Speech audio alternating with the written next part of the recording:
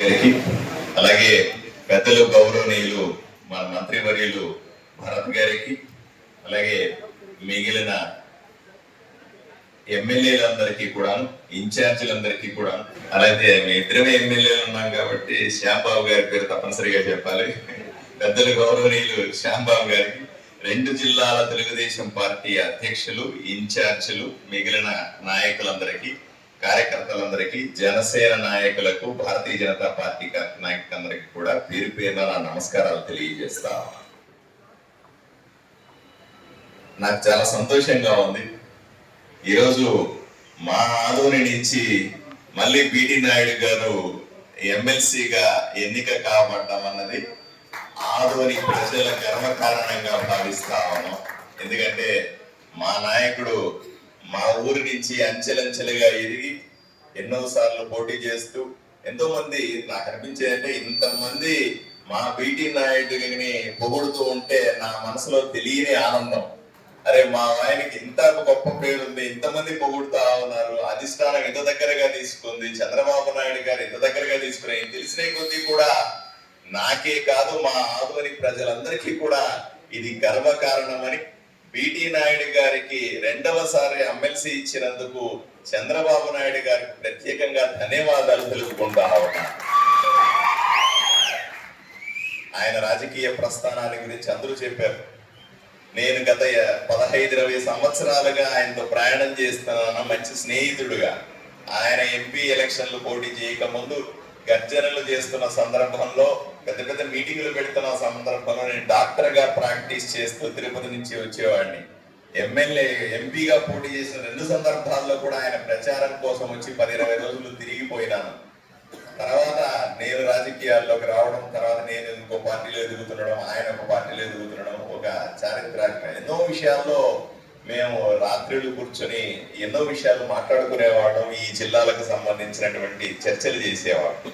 ప్రతి సందర్భంలో ఆయన చూపే ఈ జిల్లా పట్ల కానీ మరీ ముఖ్యంగా తెలుగుదేశం పార్టీ పట్ల ఆయన నిబద్ధత మాకెంతగానో స్ఫూర్తిదాయకం. మేమంతా రాజకీయాల్లో ఎదగడానికి మాకు స్ఫూర్తిదాయకంగా నిలిచిన బిటి నాయుడు గారికి ప్రత్యేకంగా ధన్యవాదాలు తెలుపుకుంటా ఉన్నాం.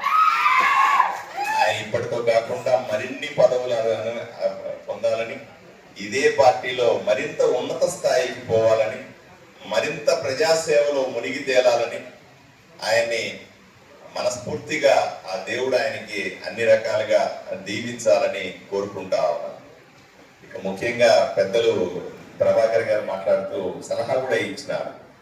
దయచేసి ఒక ఆదోని అంటే మీకు అందరికి ప్రత్యేకత ఉంది. ఎందుకంటే ఈ జిల్లాలో తెలుగుదేశం పార్టీ కాకుండా భారతీయ జనతా పార్టీ నుంచి అయిన ఎమ్మెల్యే నేను కాబట్టి నేచురల్ గా కొంత ఫోకస్ ఉండడం సర్వసాధారణమే. మీరు మాట్లాడితే మీనాక్షి నాయుడు గారు నాకు తండ్రి లాంటి వారు. ఈ మాట చెప్పడం నాకు మనస్ఫూర్తిగా ఆ రోజు నుంచి ఈ రోజు దాకా ప్రత్యక్షంగా కానీ పరోక్షంగా కానీ ఏ రోజు కూడా ఆయన నేను విమర్శించాను. ఎందుకంటే నాకు ఆయనకున్నటువంటి వ్యక్తిగత అనుబంధం అటువంటిది. రాజకీయంగా ఎన్నో అంశాలు ఉంటాయి వాటిలో. నాకు మీనాక్షి నాయుడు గారికి ఎటువంటి గొడవలు లేవు, ఎటువంటి ఇబ్బందులు లేవు అన్న విషయాన్ని సభాముఖంగా తెలియజేస్తా ఉన్నాను. మేము కలిసే అక్కడ ఎన్డీఏని బిల్డప్ చేశాం. మేము అక్కడ కలిసే ఇక్కడ బ్రహ్మాండమైన మెజారిటీతో గెలిచాం. భవిష్యత్తులో అన్ని ఎన్నికల్లో కూడా మళ్ళీ 100% మా జోడితో బ్రహ్మాండంగా గెలుస్తామని మీకు అందరికీ కూడా నేను హామీ ఇస్తాను. లేని గొడవలను మా మధ్య సృష్టించద్దు అని నాయకులకు చేతులెత్తి వేడుకుంటా ఉన్నాను. ఆ ప్రచారం చేయొద్దు అని అనుకుంటా ఉన్నాను. మీరు చెప్పారు కాబట్టి నేను సమాధానం చెప్పాల్సిన అవసరం వచ్చింది. కాబట్టి మీకందరికీ అదే విధంగా కేవలం మీనాక్షి నాయుడు గారు మా చెల్లెలు గుణేశ కృష్ణమ్మ ఉంది, ఆవిడతో నాకు ఎటువంటి ఇబ్బందులు లేవు. ఆయన పక్కన దేవేంద్రప్ప, మా అన్నయ్య దేవేంద్రప్ప, ఆయనతో ఏం గొడవలు, మా బిటి నాయుడుతో ఏం గొడవలు లేవు. ఇంకొకరు వస్తే కూడా నాకు గొడవలు ఉండవు. నా పార్టీ, నా అంశాలు నాకు సంబంధించి ఇప్పుడు మీరందరికీ అర్థం చేసుకున్నారు.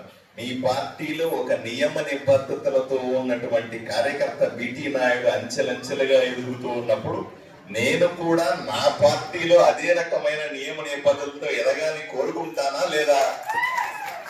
అలాంటి సందర్భాల్లో నేచురల్ గా ఇప్పుడు మీ తెలుగుదేశం పార్టీలో ఏ నియోజకవర్గంలో చూడండి అందరు నాయకులు ఒకటిగా ఉన్నారా?